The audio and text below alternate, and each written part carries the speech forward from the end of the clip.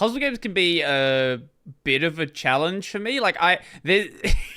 People have seen me play puzzle games. Like, sometimes there's games that just click with me. Others, there's a reason I don't stream puzzle games that often, and my usual go-to is like, I like right now I'm playing through Devil May Cry 4. I just run into a room, I Nice. click buttons, things die. That's all I do. Or I'm also playing through Kingdom Hearts Birth by Sleep. So I run into a room, I spam Thunder Surge, things die. I don't have to think very much about what's going on. Yeah.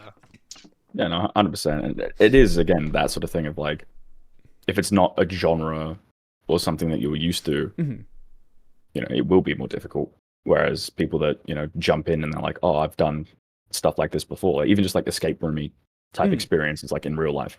Like if you're super into that, like, okay, I pull a broken thing out, I'm going to have to find a replacement to put broken thing in. So it's like just that kind of vibe, I guess, where it's like if you're familiar with it, you'll get it. If not, it might be a bit more challenging, but eventually you'll still get there. It's just like it's tougher. No, I even know from my own personal experience. Like I do. I'm not about to say I play every puzzle game ever, but like I'm definitely a bit more of a puzzle gamer and stuff like that. Like I love The Room. I love that series. But like for me, I'm just like I'll play through The Room, which is kind of point and clicky and stuff like that. But if you put me in front of something like Monkey Island or some other thing like that, I'm just like I'm gone. Like some games just like, or some genres or subgenres just like they just don't work for my brain. Right. Point and clicks have always been one of those ones that I just can't, because it's just like, oh, I have a towel. That must mean I break the window. It's like, what? Yeah. Some of them just, it's kind of down to the developer in terms of like making that clear and stuff like that. Like, I know there have been numerous cases throughout the years of like games that have done puzzles that people didn't get.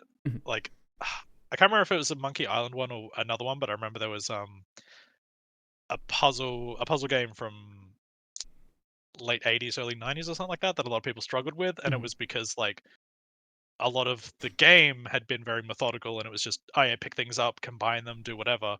But there was like a particular section where you had to get past like a bull or like some other aggressive animal, and it was like a time-based thing where it was like, oh no, you just have to aggressively click get past to get past. And I just remember watching videos of everyone being like, how? What? I don't understand. This is just stupid. Like, you spend the entire game just pointing, clicking, getting items, putting them wherever, and then this just becomes a reaction thing for some reason. Right. Like, Which I think is the thing in general, like when it comes to gameplay and payoff in like a sort of finale type situation. Like if you spend the like majority of your game doing, X, Y, and Z, don't then just fully flip the script right at the end and expect people to understand exactly what they have to do. As well as like try have the gameplay and sort of what you've taught them count at the end. Not like, hey, here's this whole puzzle game, and now to win you have to shoot out with a bunch of enemies. It's like right. Yeah, like So it's using mechanics to build up to like a climax rather than getting to some big point and then it's like, hey, now you're playing a rhythm game. Enjoy. 100%. Yeah, exactly. Unless that becomes your game of like, I remember playing like Nier Automata. Yeah, I was gonna say this was actually a real. I was referencing a real thing. Drakengard 2, I believe, is the one I'm thinking of, where the game ends. So the rest of the game actually so Drakengard was the series before Nier. It like continues into it. I believe Drakengard 2 ended with a 30-minute rhythm game segment where if you failed it, you had to go back to the start of the segment. Now, Yoko Taro is a psychopath and hates everyone, especially his players. So this does not surprise me that he done this sort of thing that happened in one of his games. Like he's had a number of games where, like Nier, obviously had the option. Spoiler for Nier Automata, I give the option to delete your save file at the end of the game to help other players. Yeah, if you get the super secret ending. But he's done other games where if you fail, it will delete your save file. God. That's just punishment. But like even same sort of like gaming series like Nier Automata, like the amount of times that game changes like genres or like controls and stuff like that, it does it a lot, but it works because like you get used to it, and you kind of get used to like, oh, okay, we're swapping up, we're doing a bullet hell section where I'm flying through, and now I'm dodging bullets and having to take out enemies. Oh, okay, now we're back to the more hack and slash gameplay and stuff within like the first that. 10 minutes of that game, you have a understanding of like a lot of the range of what it does. Like you do, I believe in the first 10 minutes you have the bullet hell segment, then you have the hack and slash, and I think a hacking segment might be very shortly after that anyway. So maybe in the first like 30 minutes to an hour of that game, you have like a good understanding of what's going on. Yeah. Which again, if the whole thing of changing up gameplay styles is a big part of the game, then doing that towards the end in like a final climax makes sense. Like you make use of all of these different things that you've learned. But to go from like one to just a completely different thing, it's like, where's the correlation sort of thing? Right. Yeah. But some games still manage to do it, it still works. Oh yeah, no, I mean, I think everyone's probably guilty of it at some point. You're from, this, we got this really cool puzzle game, and what'd be really cool is if we had like guns and stuff, like big fight scene. It's like, yeah, no, that would be cool. I agree. But do we have any of that in the rest of the game? Yeah. No. I'm blanking on the game. That co-op game where you escape from a prison. Yeah, no, I know the one. EA. A Way Out. A Way Out. Yes. Where, once you get to the final segment, it turns into a third-person shooter. Yep. Yeah. Yep.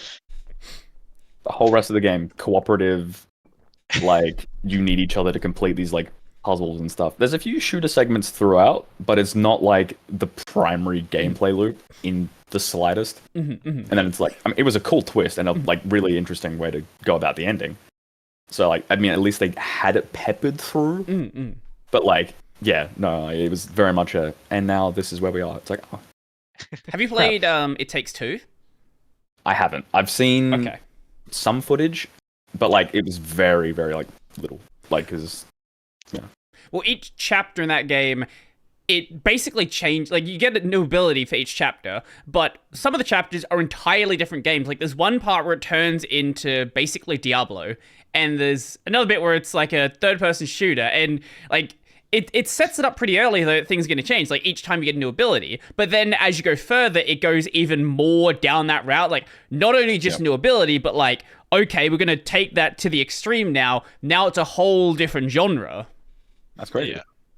No, like I can't remember who I watched play it, but I remember watching it, and it's like you get towards like I think it's like towards like the space segment. I don't remember one particular section where it's like, oh yeah, like the guy, he can change size, and the girl, she has like magnetic or gravity boots or whatever. And then it's like, and now we're a side scroller for a couple of minutes. I suppose, correct me if I'm wrong, is the nature of it not like it's kind of a story, like different stories like about this sort of like paired doing different sort of things? Well, basically each chapter is them doing trying to do some sort of task to repair their marriage effectively. Usually it's one of those things where it's like, hey, you're doing this thing that seems completely unrelated, and then the narrator who's bring you along the way is like, and here's the lesson you learned. And it's just like, did I? Sure, if you say so. Thanks for letting me know. I appreciate it. Did I? I don't know. I've spent the last 20 minutes yelling at like my partner or whoever I'm playing with because they were doing the wrong thing. Yeah. But yeah, that's a game that like sets it up fairly early on that things are gonna like change throughout, rather than just being like a surprise. Here you go, enjoy. Yeah.